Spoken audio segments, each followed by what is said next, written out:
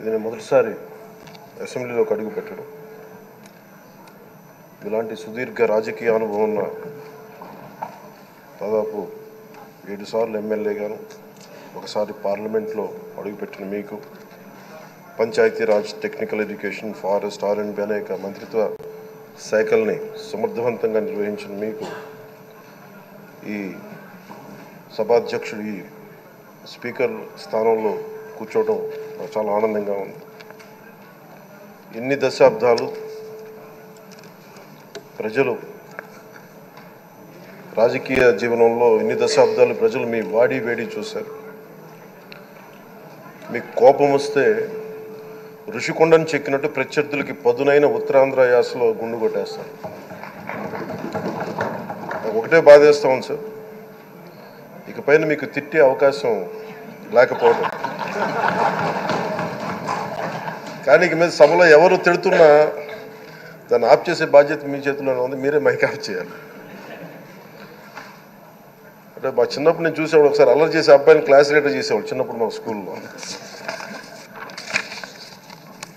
కానీ ఇన్నాళ్ళు ప్రజలు మీ వాడి వేడి పలుకులు, మీ ఘాటైన వాగ్దాటి చూశారు.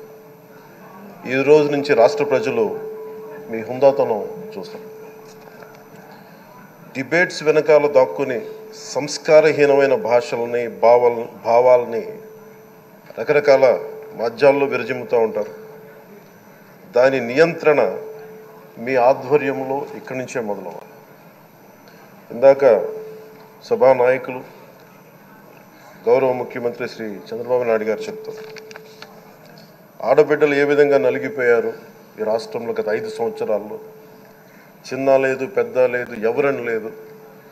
ఎవరన్నా సరే ఒక మాట మాట్లాడితే వాళ్ళు వ్యక్తిగతంగా దూషణ, సోషల్ మీడియాలో వాళ్ళని క్యారెక్టర్ అసాసినేట్ చేయటం, వాళ్ళు పెద్ద నాయకులు కావచ్చు, కార్యకర్తలు కావచ్చు, లేదా వాళ్ళకి ఎదురు తిరిగి ఒక ఒపీనియన్ చెప్పి ఎవరైనా సగటు మనిషి కూడా కావచ్చు. అది ఇక్కడతో ఈ రోజు నుంచి ఆగిపోవాలి అధ్యక్ష. అది మీ ఆధ్వర్యంలోనే మొదలవ్వాలి. గత ప్రభుత్వం తాలూకు సభ జరిగిన విధానం చూస్తే ఈ వ్యక్తిగత దూషణ ఇవన్నీ చాలా ఇబ్బంది పెట్టే ప్రజలు. ఈ రోజున వాళ్ళకి 11 సీట్లకు పరిమితం అయ్యారు, ఈరోజు లేరు, ధైర్యం లేదు వాళ్ళకి. విజయాన్ని తీసుకోగలిగారు కానీ ఓటమి కూడా ధైర్యంగా కూర్చుకునే వాళ్ళకి స్థాయి లేదు, వాళ్ళకి పారిపోయారు ఇక్కడి నుంచి. భావంలో ఉండే తీవ్రత భాషలో ఉండాల్సిన అవసరం లేదు. భాష మనుషుల్ని కలపడానికి కానీ విడగొట్టడానికి కాదు. భాష విద్వేషం రేపడానికి కాదు, పరిష్కరించడానికి. ఎంత జటిలమైన సమస్య అయినా, భయంకర సమస్య అయినా చర్చల ద్వారా పరిష్కరించుకోవడానికి కానీ వివాదం సృష్టించడానికి కాదు. ఈ సభ ఉన్నది అందుకు. కానీ మనం చూసింది వాళ్ళ దగ్గర నుంచి బూతులతోటి, వ్యక్తిగత దోషులతోటి రాష్ట్ర పురోభివృద్ధిని ఆపేశారు. అలాంటి సభ కాకుండా ఇందాక మన పెద్దలు శ్రీ గౌరవ ముఖ్యమంత్రి చంద్రబాబు గారు చెప్పినట్టుగా ఇది భవిష్యత్తుకి ఇది ఒక ప్రమాణిక, ఒక ప్రమాణం అవ్వాలి. 2047 వరకు ఇంత అద్భుతమైన స్థానంలో మనకి ఆంధ్రప్రదేశ్ తెలుగు జాతి ఉన్నత స్థాయికి వెళ్ళాలంటే ఈరోజు మనం వేసే ప్రతి అడుగు అది భవిష్యత్ తరాలకు ఒక నిర్దేశక, ఒక టచ్ స్టోన్గా ఉండిపోవాలి, ఒక గిట్ రాయిగా ఉండిపోవాలి. ఈ రోజున ఈ సభలో ఉన్న గౌరవ సభ్యులందరూ చట్టాలు చేయడానికి ఉన్నారు, చట్టాలు ఉల్లంఘించడానికి కాదు.